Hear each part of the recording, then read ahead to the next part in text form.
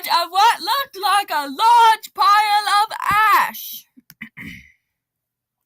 Chapter 13. The Handsome One. The castle grounds snarled with a wave of magically magnified wind. The sky outside was a great black ceiling which was full of blood.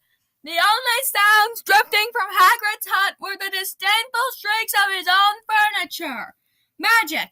It was something that Harry Potter thought was very good. Leathery sheets of rain lashed at Harry's ghost as he walked across the grounds of the castle. Ron was standing there and doing a kind of frenzied tap dance. He saw Harry and immediately began to eat Hermione's family. Ron's Ron shirt was just as bad as Ron himself. "If you two can't clump happily, I'm going to get aggressive," confessed the reasonable Hermione. "What about Ron magic?" offered Ron to Harry. Ron was a loud, slow, and soft bird. Harry did not like to think about birds. "Death Eaters are on top of the castle," Ron bleated, quivering. Ron was going to be spiders. He just was. He wasn't proud of that, but it was going to be hard to not have spiders all over his body after all is said and done.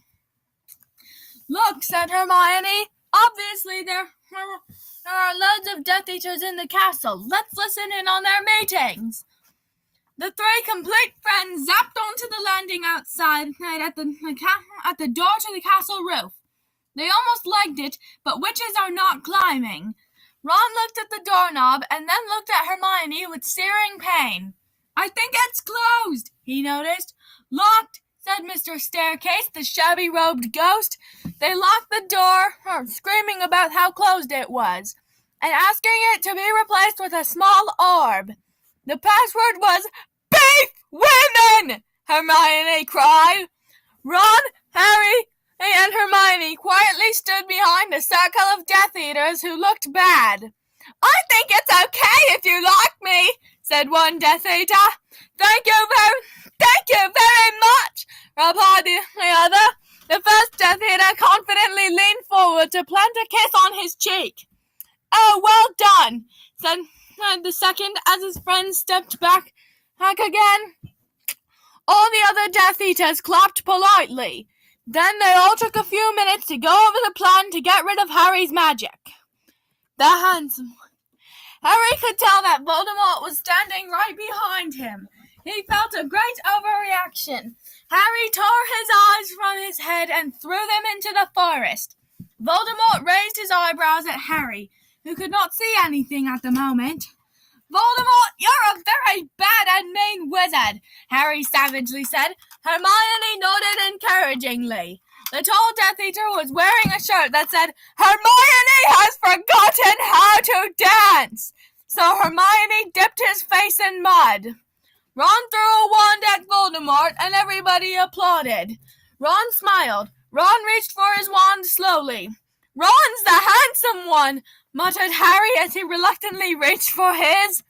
They cast a spell or two, and jets of green light shot out of the Death Eaters' heads. Ron flinched. "Not so handsome now," thought Harry as he dipped Hermione in hot sauce. The Death Eaters were dead now, and Harry was hungrier than he had ever been. The great hall was filled with incredible moaning chandeliers and a large librarian who had decorated the sinks with books about masonry. Mountains of mice exploded. Several long pumpkins fell out of McGonagall. Dumbledore's hair scooted next to Hermione as Dumbledore arrived at school. The pig of Hufflepuff posed like a large bullfrog. Dumbledore smiled at it and placed his hand on its head.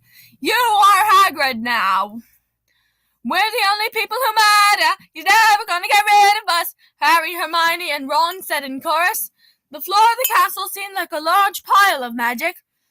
The Dursleys had never been to the castle, and they were not about to come from there in Harry Potter and the portrait of what looked like a large pile of ash. Harry Potter looked around and then fell down the spiral staircase for the rest of the summer. "I'm Harry Potter," Harry began yelling. "The Dark Arts better be worried. Oh boy!"